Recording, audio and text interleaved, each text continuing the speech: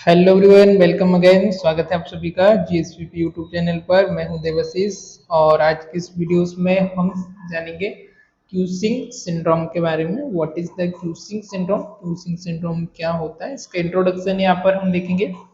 Causes and risk factor, कौन कौन से कॉजेस एंड रिस्क फैक्टर हैं उसके बारे में बात करेंगे। क्लिनिकल मैनिफेस्टेशन के बारे में यहाँ पर हम बात करेंगे। डायग्नोस्टिक एवेल्युएशन, कौन कौन से डायग्नोस्टिक टेस्ट है, प्रोसीजर है जो हम करा सकते हैं। फाइनली बात करेंगे हम मैनेजमेंट के बारे में, medical management and nursing management. तो चलिए लेक्चर को हम यहाँ पर शुरू करते हैं। फर्स्ट यहाँ पर हम देखते हैं इसका introduction. Cushing syndrome is a hormonal disorder caused by prolonged exposure to high level of cortisol steroid hormone produced by adrenal gland।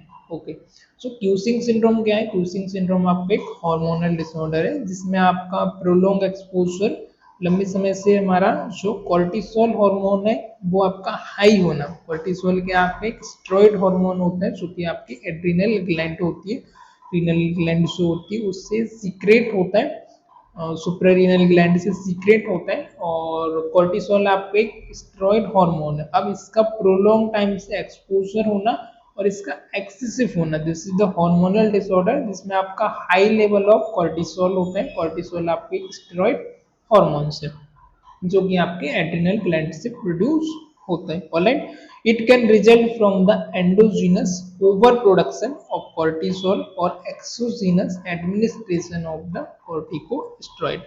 अभी दो रीजन की वजह से हो सकता है। ये किस वजह से हो सकता है? फर्स्ट तो ये हो सकता है कि आपको एंडोजीनस ओवर प्रोडक्शन हो रहा हो आपका कॉर्टिसोल का, इस वजह से हो सकता है। एंडोजीनस मतलब कुछ भी आपका स्ट्रक्चरल डिफॉर्मिटी हो सकता है, फंक्शनल डिफॉर्मिटी हो सकता है, उसकी वजह से जो एक्सेसिव प्रोडक्शन हो रहा है किसका, आपका कॉर्टिसोल हार्मोन का। So this is the endogenous, it's known as the endogenous. And exogenous means कि आप अलग से कॉर्टिकोस्टेरॉइड है स्टेरॉइड हार्मोन आप ले रहे हो, एडमिनिस्टर कर रहे हो पेशेंट को, राइट। तो एक्सोजीनस में आप अलग से ले रहे हो, right. Then the syndrome affect multiple body system leading to the various physical metabolic abnormalities. Alright, तो यहाँ पर क्या करता है, जब आपके सिंड्रोम होता है तो आपके मल्टीपल बॉडी सिस्टम को अफेक्ट करता है जो कि आपका लीड करता है various physical and metabolic abnormalities, right. तो एक बार और इंट्रोडक्शन को रिपीट कर देता हूँ मैं सिंपल शब्दों में। दिस इज द एक हार्मोनल डिसऑर्डर है। ये प्रोलॉन्ग टाइम आपका एक्सपोजर होना, लंबे समय से आपका हाई लेवल ऑफ कॉर्टिसोल होना। कॉर्टिसोल आपकी स्टेरॉइड हार्मोन होता है जो कि आपका सुप्रारीनल ग्लैंड से एड्रिनल ग्लैंड से प्रोड्यूस होता है। ये क्यों हो सकता है? आपका exogenous over production of cortisol की वजह से हो सकता है या फिर एंडोजीनस की वजह से हो सकता है। दोनों रीजन की वजह से आपका कॉर्टिको स्टेरॉइड है, कॉर्टिसोल है, वो इंक्रीज हो सकता है। तभी होता है आपके यहाँ पर इस तरीके के सिम्टम देखने को मिलते हैं, जैसे मल्टीपल बॉडी सिस्टम्स में आपका अफेक्ट होना, वेरियस फिजिकल मेटाबॉलिक और एबनॉर्मलिटीज होना, राइट। अब हम बात करेंगे इसके कॉजेस एंड रिस्क फैक्टर के बारे में। क्या क्या इसके कॉज हो सकते हैं, किस रीजन की वजह से हो सकता है, और ऐसे कौन सा पर्सन या किस डिसीज में ज्यादा चांस होते हैं कि आपको डिसऑर्डर हो सकता है।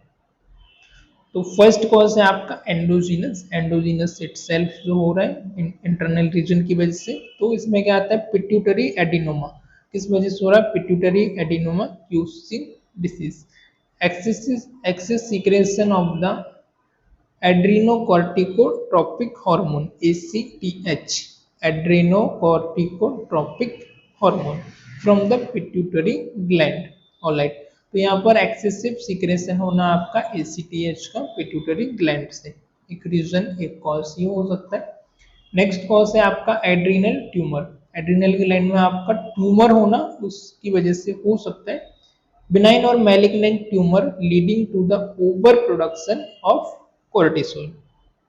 ओके, या तो फिर आपको बिनाइन ट्यूमर हो सकता है या फिर मैलिग्नेंट ट्यूमर हो सकता है जो कि आपका लीड करता है कहाँ पर, एड्रिनल ग्लैंड में, जिसकी वजह से आपको क्या हो रहा है, ओवर प्रोडक्शन होने लग जाना किसका, कोर्टिसोल का, राइट। तो अनदर रीजन क्या है यहाँ पर, आपका ट्यूमर होना, बिनाइन ट्यूमर होना या फिर मैलिग्नेंट ट्यूमर होना आपके एड्रिनल ग्लैंड में, और जो आपका लीड्स करता है आपका ओवर प्रोडक्शन ऑफ कोर्टिसोल।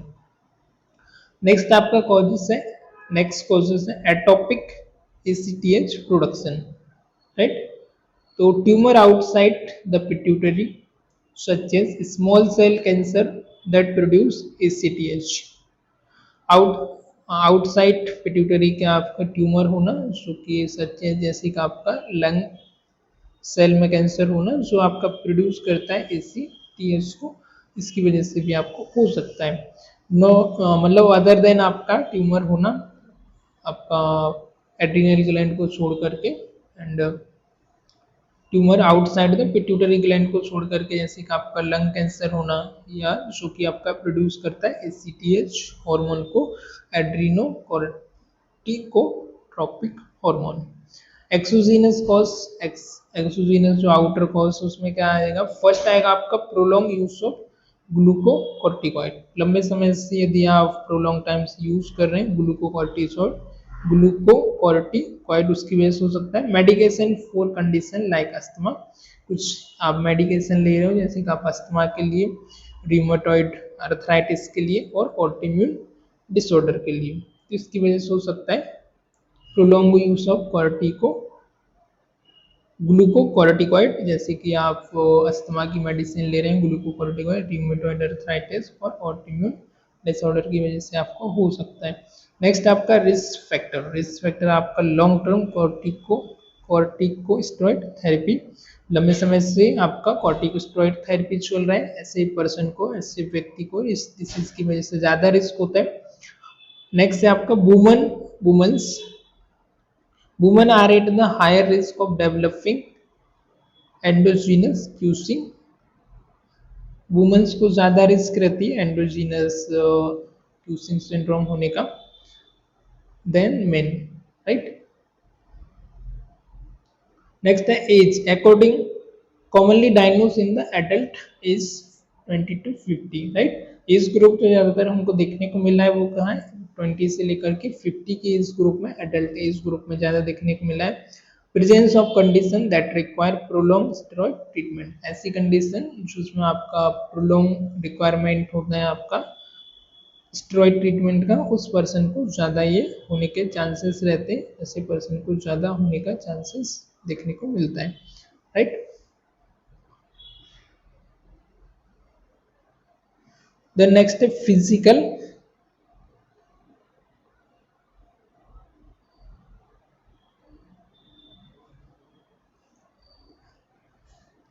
अगला है physical change, clinical manifestation, sign and symptom of physical change में फर्स्ट वन क्या है आपका वेट गेन होना, सेकंड है आपका फर्स्ट कौन सा है weight gain particularly in the trunk face move shape truncal obesity, right. आपका एक्सेसिव वेट गेन होना, बहुत ज्यादा आपका वेट बढ़ जाना, पार्टिकुलरली कहाँ पर आपके ट्रंक में, एब्डोमेन में, और कहाँ पर आपका ट्रंक में होना।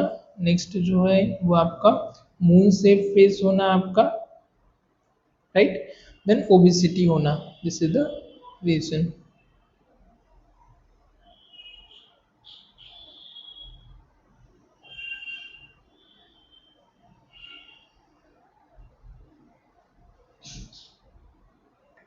Okay, then buffalo hump means fat deposit on the back of neck, नेक के पीछे जनरली आपने देखा होगा किसी किसी को बहुत ज्यादा फैट का डिपॉजिट होता है आपकी गर्दन में, स्पेशली बैक तरफ, तो इसको क्या बोलते हैं बफेलो हम्प, ना fat deposit on the back of the neck. Next thin arm and legs with muscles twisting, आपकी जो आर्म है और लेग है वो क्या होना, थिन होना, पतले हो जाना, विथ मसल्स ट्विस्टिंग। स्किन में क्या क्या चेंजेस देखने को मिलेगा, ये हमने देखा physical changes, now we are see about skin changes. Skin आपकी फ्रेजाइल हो जाएगी, प्रोन टू द ब्रूसिंग, यदि हम ब्रूसिंग भी करेंगे थोड़ा सा भी हम उससे खींच देंगे तो आपकी स्किन से ब्लीडिंग होना, एरोस होना शुरू हो जाएगी, स्किन आपकी बिल्कुल फ्रेजाइल एकदम नाजुक हो जाती है। पर्पल स्टीयर स्ट्रेच मार्क ना, स्ट्रेच मार्क होना, पर्पल कलर का स्टीयर होना, specially on the abdominal thigh, किस रीजन पर, एब्डोमिनल एंड थाई रीजन पर आपका स्ट्रेच मार्क होना, स्ट्रेच मार्क होना। स्लो वुंड हीलिंग जो है वो स्लो होना, बहुत धीमा होना। मेटाबॉलिक एबनॉर्मलिटीज, कुछ आपकी मेटाबॉलिक एबनॉर्मलिटीज हो सकती है जैसे कि आपका हाइपरग्लिसेमिया होना एंड डायबिटीज मेलाइटस होना, हाइपरग्लिसेमिया एंड डायबिटीज मेलाइटस, हाइपरटेंशन होना, डिस्लिपिडेमिया होना एंड कुछ अदर सिम्टम है जिसमें हमारा ऑस्टियोपोरोसिस होना, बोन की डेंसिटी कम होना, osteoporosis, increase risk of fracture, mood swinging होना, डिप्रेशन और साइकोसिस होना, हिरुस्टिज्म होना मतलब एक्सेसिव फेयर ग्रोथ होना इन वुमेन्स में, स्किन पर, हैंड पर, फेस पर। देन नेक्स्ट आपका मेंस्ट्रुअल इरेगुलरिटी, साथ ही साथ आपका menstrual irregularities even infertility भी आपको हो सकता है। Now we are talk about diagnostic evaluation, कौन कौन से वो डायग्नोस्टिक मेजर है जो उनको करना है।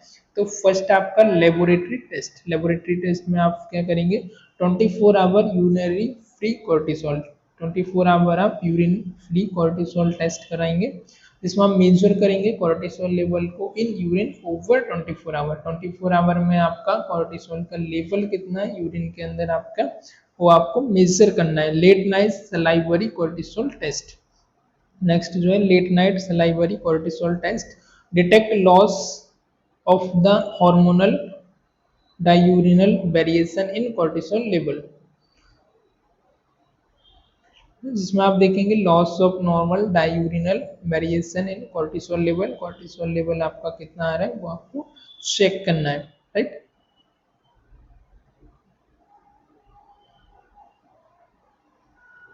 ओके, नेक्स्ट है आपका dexamethasone suppression test, assist cortisol suppression in the response to low dose dexamethasone.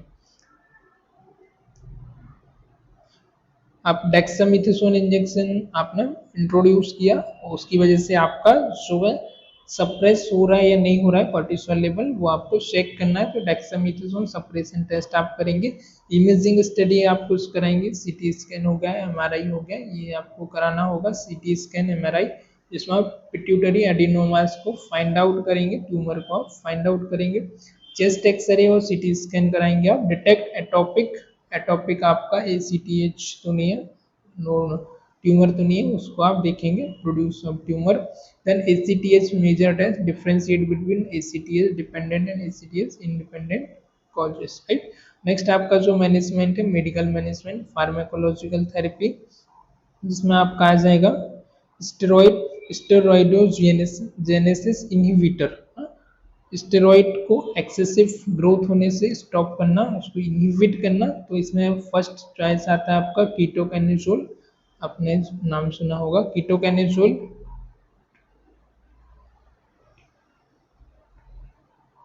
मेट्रापोन, उसके बाद आपका mitotane and reduce the cortisol production. ये सारी मेडिसिन क्या करती हैं आपका, रिड्यूस करती हैं कोर्टिसोल प्रोडक्शन को। फर्स्ट वन है आपका कीटोकैनिजोल, सेकेंड है आपका मिटाइरापोन और सेकेंड है माइटोटेन, थर्ड है माइटोटेन, ऑलराइट। नेक्स्ट हमारा एड्रीनोलाइटिक एजेंट और सोमेटोस्टेटिन एनालॉग, एड्रीनलाइटिक एजेंट और somatostatin analogues, treatment of underlying cause, underlying cause को आपको ट्रीट करना है। Surgical resection of the pituitary adenoma, surgical resection of pituitary adenoma करना, एड्रिनल ट्यूमर और एटोपिक, राइट। एड्रिनल ट्यूमर है, पिट्यूटरी एडिनोमा है, ये एटोपिक है, उसको सर्जिकल करके, सर्जरी करके उसको रिसेक्ट करना, उसको रिसेक्ट करना, राइट। ACTH प्रोड्यूसिंग ट्यूमर को भी आपको रिसेक्ट करना। Radiology therapy in, radiology therapy for inoperable pituitary adenomas ना, यदि इनऑपरेटेबल है तो उस समय आप रेडियोलॉजी थेरेपी भी पेशेंट को प्रोवाइड कर सकते हैं, right. Then management of complication, यदि सिवियर कॉम्प्लिकेशन हो रहा है तो उसको आपको क्या मैनेजमेंट करना है उसके बारे में यहाँ पर हम देखेंगे। तो जिसमें आ जाता है आपका एंटी हाइपरटेंसिव, यदि हाइपरटेंसिव का केस है तो एंटी बायोटिक, इन्फेक्शन वगैरह की वजह से है, एंटी डायबिटिक, यदि शुगर लेवल ज़्यादा है तो आपका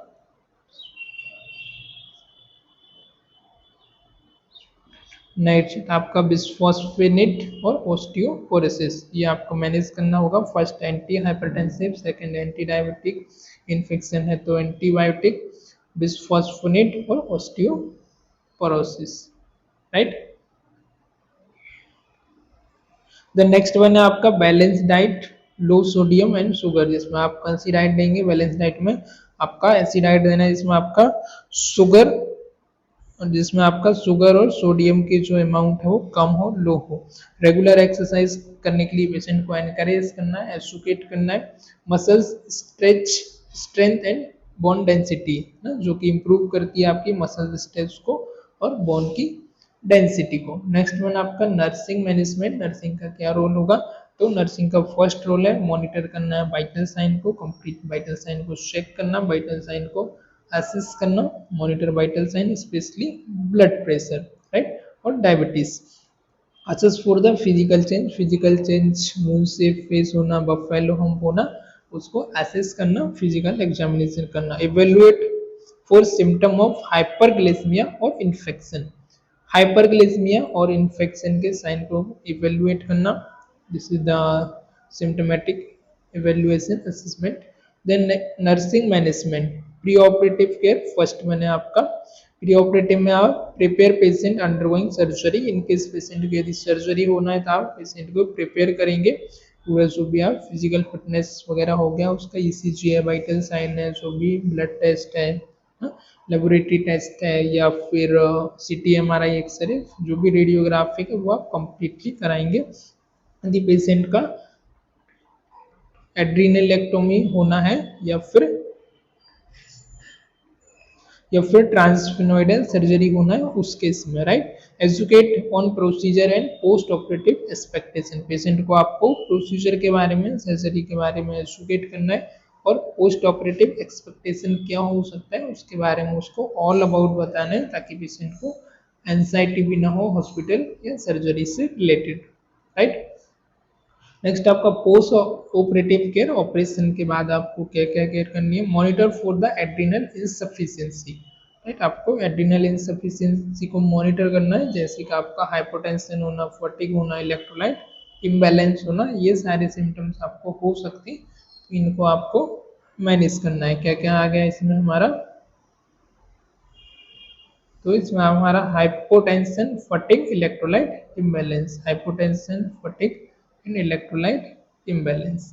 provide support for emotional and psychological wellbeing, support provide करना उसको साइकोलॉजिकल और इमोशनल वेलबींग के लिए। नेक्स्ट आपका medication, medication educate patient about the prescribe medication, prescribe medication के बारे में पेशेंट को आपको एजुकेट करना, how to take the medicine. Potential जो भी साइड इफेक्ट है उसके बारे में पेशेंट को आपको एजुकेट करना, पेशेंट को बताना। एंड इम्पोर्टेंस ऑफ एडेरेंस, रेगुलर आप मेडिसिन लेते हो उसका क्या क्या इंपॉर्टेंस है, क्या बेनिफिट है, मेडिसिन आपको रेगुलर लेना है, किस तरीके से लेना है, कितना एमजी का टैबलेट आपको कब खाना है, कंप्लीटली उसके बारे में आपको एजुकेट करना। Life style and dietary guidance के बारे में पेशेंट को एनकरेज करना, एजुकेट करना। इसमें एनकरेज करेंगे आप लो कैलोरी और लो सोडियम डाइट, ऐसी डाइट लेना जिसमें कैलोरी लो हो, कम हो, सोडियम उसमें कम हो। Promote stress reduction technique, stress reduction technique को प्रमोट करना, एक्सरसाइज वगैरह हो गया, मेडिटेशन हो गया, योगा हो गया, वॉकिंग हो गया, राइट, एक्सेट्रा, जिससे कि आपका स्ट्रेस कम हो। पेशेंट को नेक्स्ट आप एजुकेशन देंगे नर्सिंग में, teach about the recognise sign and symptom and insufficiency और रीऑक्यूरेंस के बारे में पेशेंट को एजुकेट करना, importance of follow up and medication के बारे में, राइट।